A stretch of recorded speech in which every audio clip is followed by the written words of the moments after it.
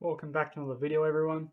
Now we're in a little bit of a different space to what I would normally be recording, and that's because this is actually in my bedroom this time. I will be using this space if we're doing anything like sort of breeding or anything sort of where I don't want to disturb the rest of the family at the time, or that sort of requires a bit more darkness. So I have actually done a little bit of breeding in here with some Black Estonia, so I have got that recorded. I won't put that in this video, as I don't really have much time. What we've got right here is 8 things we're going to rehouse.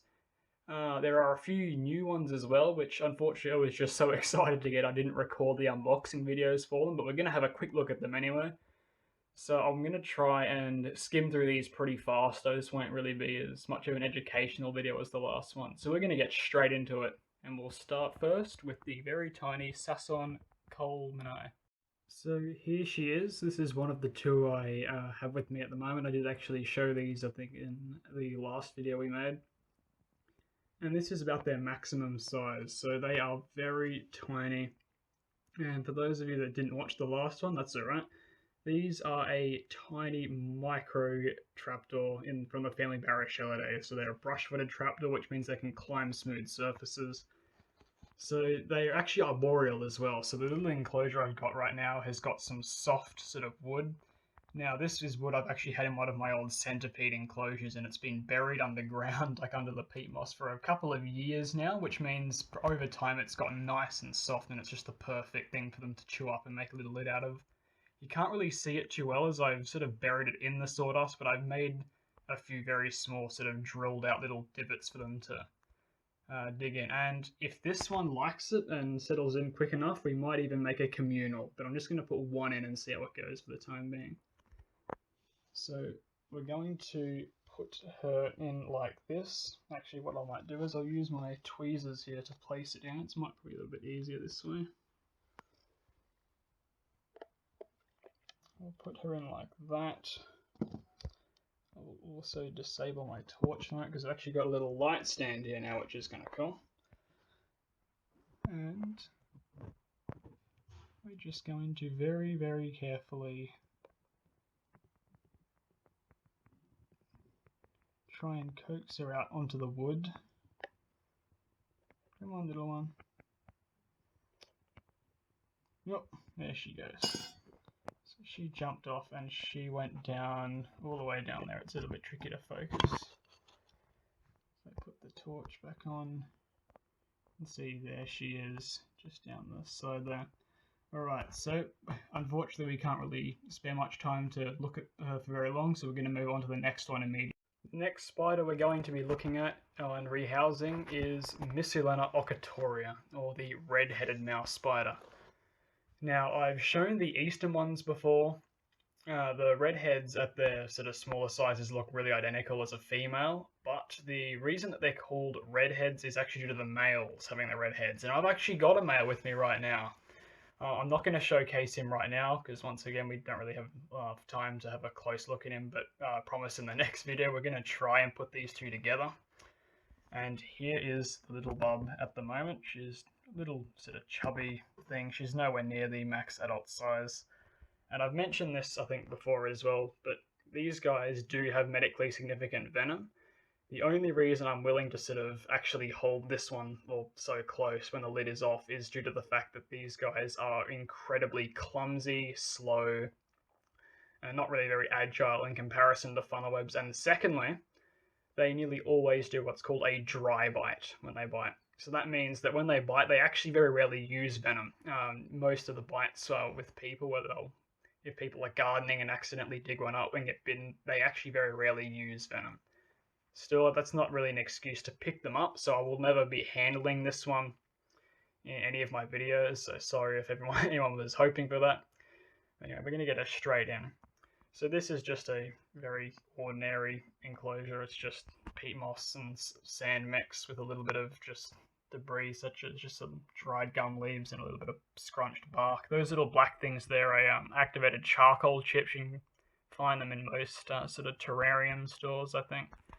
City normally uses a bit of a filter medium, but they just look cool on the surface. So I'm going to put her right there. And let's just see this. And this This is actually a very cool feature I'll just quickly go into. So these guys are primitive spiders, and that means that, yeah, so they are sort of in the same group as tarantulas and trapdoors and funnel webs and that. But one of the main ways of classifying primitive spiders is that the fangs, instead of sort of pointing into each other like that, they run parallel. So when the spider rears up, you'll see the fangs sort of like that, and they'll strike down. Mouse spiders, though, are one of the only primitive spiders where the fangs, when they're opened up, will face into each other like what you would call a modern spider. But they still do live a very long time. They don't live any shorter than a regular primitive spider. So yeah, this girl is probably about sort of half grown. I'm hoping she's going to be big enough for breeding. At first I thought she could be. I'm not really as confident now, but we'll have to see how she goes. Hopefully, hopefully she will be fine. I do have another one that's a bit bigger, but she hasn't been very receptive to all my mail. All right, let's move on to the next. Next up, we will be looking at Idiosoma species Boro, I think 3. Now, normally I would have a little bit of a better idea on her locality, but I did get quite a few Idiosoma from that sort of area. They didn't really have any lid labels, so I've just quickly named them just Boro 1, 2, and 3. This one will be is probably my biggest Idiosoma. So Idiosoma are a trapdoor in the family Idiopidae. So they're quite similar to other things, sort of like Blackstonia. That's probably their closest visually sort of appearing spider. So this one here, she's upside down at the moment, and yeah, she's very large. She's probably one of my largest, or it is definitely my largest sort of in the genus. They're a lid maker. They just sort of make a very thin little lid. It's not really anything thick like what you would expect from Eupolis or anything like that. So we're just going to try and tip her out, and then I'll unbury all the moss. She's playing dead right now. I can assure you that she's more than healthy at the moment. She's quite plump, and yeah, they'll sit still like this, and then as soon as you start upsetting them or moving them around, there you go. You can see she's got plenty of energy. I did actually, I think, feature this one in one of my other sort of genus showcase videos, and they're a very spectacular trapdoor. Some way you quickly discern them as being Idiosoma are those sort of dots on the abdomen. That's I think what is it? Little patches of exoskeleton that muscle attaches to. So yeah, that's only Idiosoma sort of have those, and that's a quick way you can tell them apart from Blackstonia, apart from the eye arrangement, which you can see is sort of like trapezoidal in shape. So hopefully in the coming days she'll make a pretty nice lid. I've never housed them on peat moss before. Normally I give them sort of clay, but I figure since they make a thin lid as opposed to a thick lid, maybe sort of a more loose peat moss mix might be okay for them. We'll see how it goes. Anyway, let's move on. The next one we'll be looking at is one I'm pretty excited for. She's sort of one of my rising favourites in the collection, and this is one that is a presumed new Tayloides species. So you can see compared to sort of the other enclosures, or I give them a decent bit of sort of decoration. I haven't actually really decorated this one very much, apart from giving her a piece of wood. That's because this one is a very thick webber, so that means anything I really put on the surface is just going to get buried under thick white web, so it's not really much point decorating. So now these are an animid, or in the family Animidae. The only reason I'm really confident this one, well, a couple of reasons I'm very confident this one is Tayloides compared to sort of Anime or Stanwheelia, is just a combination of both her appearance, sort of she's got like little spots on the abdomen which Anime normally don't, the very long chelicerae which Anime normally do have, but Stanwheelia often don't, and the thick white webbing which Anime don't. So all in all, sort of, and due to sort of her colours, her patterns, her appearance and webbing, and finally sort of locality, Tayloides is probably the closest match at this point, but she's pretty freshly molted. As you can see, sort of her inner legs are grey, so they haven't actually hardened up. She's hard enough to dig a burrow there. But I'll get the molt underneath a sort of microscope, and we'll have a bit of a better look and sort of examine it and see if we can confirm if she really is a true Taylorides. Very sparkly too. You'll notice as I get her out, she's got very attractive gold coloration nearly all over her, and as she hardens up after the molt, this will become more apparent.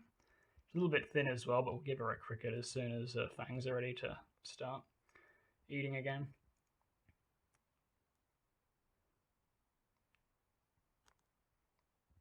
Here we go. And straight down the hole, which is good. Alright, let's move on. The next one is Arbonita species Gundagai. And this is one, well, I absolutely love Arbonitis to bits. They're probably my favorite genus, but this is one I've been waiting for quite some time. They're a really interesting, mostly sort of just in appearance, Arbonitis. So their behavior is not really too unique among the genus. We've got ones that build like 30 centimeter tall vertical tubes. We've got others that make different kinds of lids. This one's just an open hole dollar, but just this one's appearance is really, really cool. So it's just got a slightly thicker build compared to most Arbonita. So her legs are a bit more like stocky and a bit more solid. She's got that really attractive sort of like rusty sort of orange brown. It's sort of like it's an unusual color. Just that sort of shade of brown is not really that common on Arbonitis. And even though she's tucking it underneath her leg, she's got a very attractive head. It's covered in sort of those gold hairs, so you can see just a little bit. When you shine it from the front, it'll appear gold, but when it's from the back, you don't really notice it as much. And she's got that gold sort of on the legs as well. And yeah, lastly, I'm pretty sure this one is gravid. That was a bit of a bonus. I didn't realize she would be, but hopefully we'll have some spiderlings of her pretty soon.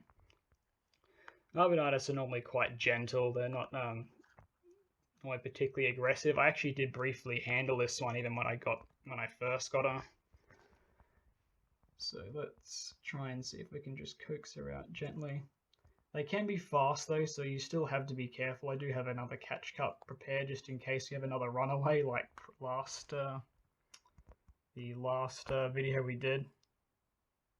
And yeah, there you go. Nice example of sort of her appearance. A very attractive trapdoor. One I'm very excited to have in the collection. And there we go. So she'll find that starter burrow soon. If she doesn't like that position, she'll probably just remake it in a different spot. Next up in the in this sort of clay setup, we've got 3 clay setups. So this one will be for a lid builder, and that lid builder is Eupolis species Nanga. So this is a fairly newly found Eupolis. So my one isn't very big, but it's by far one of the prettiest I've actually ever seen. I've got a couple from this genus, and even like compared to like the Palisades that make like interesting burrows, this one by far is the best patterns. I think she's got that really sort of caramelly kind of honey colored head and legs, and then yeah, those really interesting sort of patterns on the abdomen. So I'm just gonna put her in. And yeah, I put some moss in here as well in case she wants to use that on her lid. Oh, straight into the bar. I didn't get very long footage with that one. But yeah, very, very attractive patterns. And yeah, she'll be making a pretty nice lid pretty soon, hopefully. But we've got 2 more Eupolis in this video to finish off, and they're a little bit bigger, and the last one is very, very cool. The next one we'll be looking at is Eupolis terrificus. This is one of the Palisade trapdoors. I've already got another one. She's a little bit of a larger female. I don't think I've showed her yet, but this is one that makes a very unique lid. This is a little one, but they don't actually grow very big compared to other Eupolis. The lid though it makes them very, very cool to have. So size isn't everything necessarily in this hobby when you get such amazing variety of behaviors and features. So we've given her a clay setup, and I've given her a lot more moss than the others because these guys love to pack moss onto their lids. So they actually have like an extended turret that comes out from sort of the side of a bank with a capital D-shaped lid, and they'll cover sort of the top of it with moss. They'll mesh it down. So I've got a couple of little ones. I'm not really too sure what the species of moss is. Just some little sort of ferny things and a bit of liverwort at the top, which seems to grow well in this clay. So we'll just put her straight in, just sort of tip her in like that. Oop, there we go. So yeah, compared to the last one, they do have a few patterns on the abdomen, but it's not really that pronounced by comparison. So hopefully, yeah, she'll extend out this little starter burrow. There we go.